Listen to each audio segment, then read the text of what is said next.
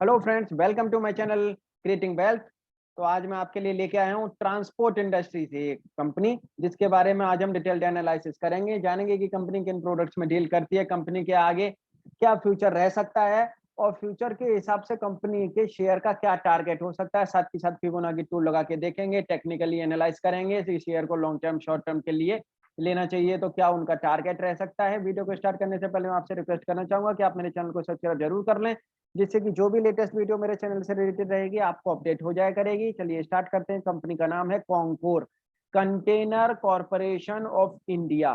भारत की कंपनी है, भारत सरकार की कंपनी है और ये नवरत्न कंपनी है। कुछ ही कंपनियों में ये शुमार होती है जो कंपनी अच्छा खासा प्रॉफिट कमा के इन्वेस्टर्स को दे रही है। अदरवाइज गवर्नमेंट की कंपनी बड़ी मुश्किल से मिलती हैं जो अच्छी खासी हैं, जो कुछ प्रॉफिट कमा के दे रही हैं। अदरवाइज बहुत ही कम कंपनी है। तो उनमें से ही केवल एक ये कंपनी है जो अच्छा खासा प्रॉफिट इन्वेस्टर्स को दे चुकी है और आगे भी कमाकर धीरे धीरे दे रही है। बहुत ही बेहतरीन कंपनी। और कंटेनर कॉरपोरेशन कंटेनर कंपनी बनाती है, कंटेनर को इधर से उधर। कंपनी का जो मेन काम क्या है उसके बारे में मैं आपको बता दूं। कंपनी का मेन वर्क है, कॉन्कोर के जो कोर बिजनेस हैं इनके 3 बिजनेस में ये कंपनी काम करती है। Career, terminal operator and warehouse operator. पहला करियर, जो रेलवे के थ्रू एक जगह से दूसरी जगह पे ये अपने कंटेनर्स भेजते हैं, उसमें सारे उनमें जो भी क्लाइंट के कहना उसमें प्रोडक्ट्स होते हैं वो एक जगह से दूसरी जगह पे उनको पहुंचाने का इनका काम रहता है रेल के through. The rail links also plays a major role in decongesting our ports and the road corridor and lead to these ports। तो रेल के थ्रू ये कंपनी ये सारे के सारे प्रोडक्ट ये इधर से उधर पहुंचाते हैं। टर्मिनल एंड सीएफएस ऑपरेटर भी हैं कंपनी के पास में, टर्मिनल बने हुए हैं और उनके थ्रू भी कंपनी काम करती है। टर्मिनल को पूरा मैनेज करती है, टर्मिनल को पूरा ऑपरेट करती है कॉन्कोर के। एंड साथ ही साथ इन्होंने एक फैसिलिटी स्टार्ट की है, conquer last mile logistic limited. Last mile logistic limited, a wholly owned subsidiary of Container Corporation of India, has been incorporated 6 Jan 2020 with the objective of strengthening the first and last mile connectivity through a multi-vendor arrangement and the most competitive rates through the process of reverse auction amongst the empaneled vendors at the terminal under FMLM arrangements। तो companies customers को अपने competitive rates पे product पहुंचाने के लिए उन्होंने ये service start की है। Last mile logistics limited company आप जान ही गए हैं कंपनी किस काम में डील करती है। ये कॉन्कोर्स कंटेनर्स जो होते हैं कंटेनर्स के काम में कंपनी डील करती है और इनका ये बिजनेस इस समय अच्छा खासा बढ़ रहा है। जिस तरीके से लॉजिस्टिक डिमांड में आ रही हैं, लॉजिस्टिक की कंपनीज अच्छा खासा परफॉर्मेंस करती हुई दिख रही हैं एक जगह से दूसरी जगह प्रोडक्ट को ले जाने के लिए।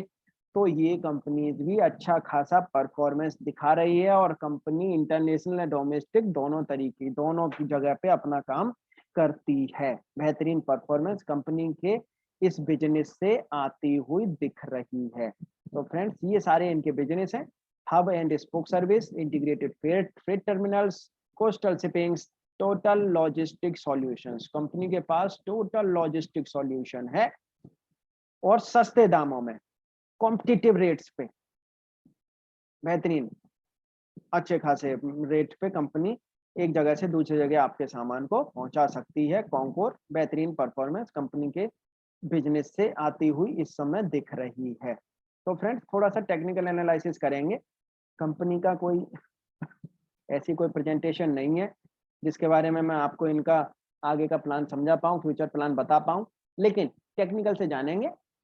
शेयर के चार्ट पे टेक्निकल लगा के जानेंगे, फिबोनाची टूल लगा के जानेंगे कि शेयर में कितनी दम है, आगे ये कितनी अच्छी परफॉर्मेंस दिखा सकती है। एक अभी लेटेस्ट न्यूज आई है, नमूरा ने बोला है मुंबई दिल्ली का जो डेडिकेटेड फ्रेट कॉरिडोर जो बन रहा है वो कॉन्कोर के फेवर में हो सकता है।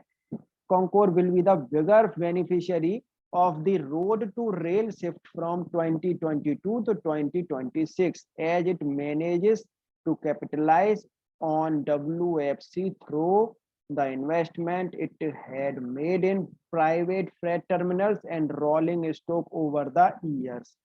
तो इस समय ये कॉरिडोर जो बन रहा है, इस कॉरिडोर से रेल ट्रांसपोर्ट में कंपनी को और अच्छा खासा आने वाले टाइम में फायदा होगा। Nomura expect the Western Corridor to increase the share of railways 35% by 2026 from 26% currently, leading the power logistics cost and better competitiveness for Indian manufacturing.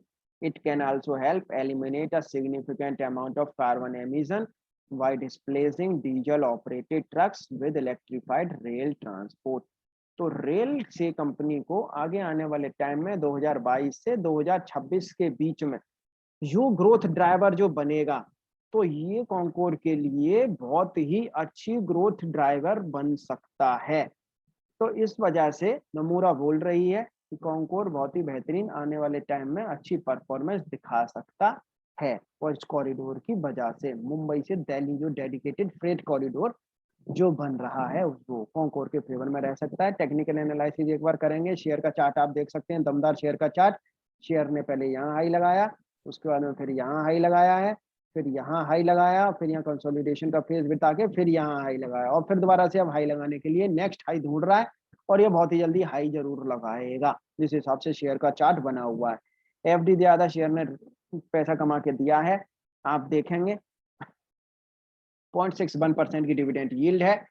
Sector का पी माइनस चल रहा है और इनका पी प्लस में, क्योंकि कंपनी पॉजिटिव है, company अच्छा काम कर रही है, गवर्नमेंट की कंपनी है, अच्छा परफॉर्मेंस आ रही है, तो पॉजिटिव में है इनका पी रेशो। 53% एनालिस्ट बोल रहे हैं शेयर को बाई करने के लिए। तो फ्रेंड्स ये शेयर का कंप्लीट चार्ट है। यहाँ पे इसका ये लाइफ टाइम का हाई है, ये वाला जो है एक एक महीने की ये एक एक कैंडल है, और ये हाई लगाने के बाद में इसने ये यहाँ लो लगाया है, ये वाला हाई और ये वाला लो। तो हम देखेंगे इस 61.8% की रेजिस्टेंस के ऊपर शेयर ने कितने महीने बिताए हैं। तो पहले तो उससे पता लगेगी कि शेयर बुलिश रेंज में लॉन्ग टर्म के हिसाब से आया है या नहीं। तो आप देख सकते हैं यहाँ पे 61.8% के हिसाब से इसने करीब करीब आधा महीना इसने जनवरी फरवरी का बिताया है, मार्च का पूरा महीना ऊपर, अप्रैल का पूरा महीना ऊपर, और अप्रैल में जो इसने ये जो बनाई है, ये वाली जो कैंडल बनाई है, ये कैंडल इसने हैमर कैंडल बनाई है, ये हैमर कैंडल बनाई है। और इसके बाद में आप देखें अब ये मई का मंथ स्टार्ट हो गया है, अगर ये वाली कैंडल भी इसकी ग्रीन बनती है इस महीने की, और जैसा कि मुझे लगता है कि ये जरूर बनेगी, तो ये यहाँ से एक बहुत ही अच्छी लंबी चाल यहाँ से ये शेयर पकड़ सकता है। और फ्रेंड्स इस समय ये वैसे ही हाईली बुलिश रेंज में चल रहा है करीब 2 महीने से, और अगर ये यहाँ पे थोड़ा कंसोलिडेशन भी करता है, मैं तो कहूँ अगर ये आपका यहाँ पे अगर 520 रुपए से 530 580 500 से 600 रुपए के बीच में अगर ये यहाँ कंसोलिडेशन भी करता है, तब भी कोई प्रॉब्लम नहीं है, क्योंकि शेयर ने यहाँ पे ये वाली जो कैंडल बनाई है 2-3, ये ग्रीन कैंडल, इनको काट पाना मुश्किल है अभी। तो यहाँ पे भी अगर ये कंसोलिडेशन करता है, अगर नीचे और मिल जाता है तो और ही सॉलिड है। लॉन्ग टर्म के लिए जब तक ये शेयर 520 रुपए के ऊपर टिका हुआ, जब तक सॉलिड है, बिल्कुल अपने सुपर बुलिश ट्रेंड में चल रहा है, बुलिश ट्रेंड में है। आप इसको अभी भी परचेस कर सकते हो, थोड़ा नीचे आए तो आप परचेस कर सकते हो। अगर ये शेयर यहाँ इसकी यहाँ वाली रेजिस्टेंस के पास में आता है, इस वाली कैंडल की अगर इस वाली रेजिस्टेंस के पास में अगर आता है, तो आप यहाँ भी परचेस कर सकते हो 540 550 के आसपास, और यहाँ भी आप परचेस कर सकते हो। तो ये मौके दे रहा है इस समय, तो मौके पे अगर जो ले लेगा तो बढ़िया आगे अच्छा परफॉर्मेंस कमा के ये कंपनी देगी। और ये शेयर यहाँ से आपको 850 से 900 रुपए के टारगेट मेरे हैं। 850 से 900 रुपए तक के ये टारगेट आपको 1 से 1.5 साल के अंदर कमा के दे सकता है। आगे कंपनी का बहुत ही अच्छा फ्यूचर रहने वाला है।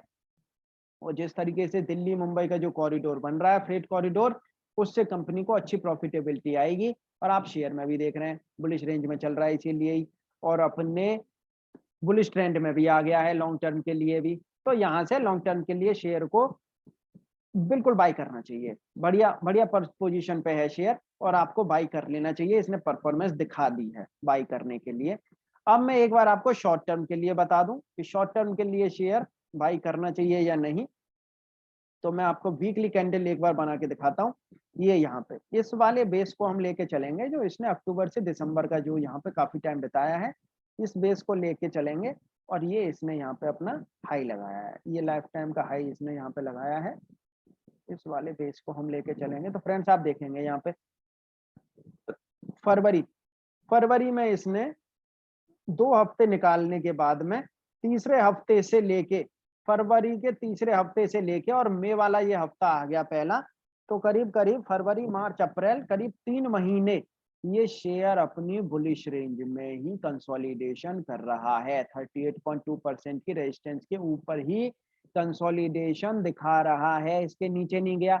एक तो सबसे बड़ी बात है कि ये बिल्कुल ही बुलिश ट्रेंड में है शॉर्ट टर्म में भी, और ये इसके जब तक नीचे नहीं जाएगा, जब तक इसका बुलिश रेंज में ये बना ही रहा है, चाहे यहाँ पे ये थोड़ा बहुत कंसोलिडेशन और कर ले, लेकिन ये यहाँ से जो चाल देगा वो चाल बहुत ही सॉलिड चाल देगा।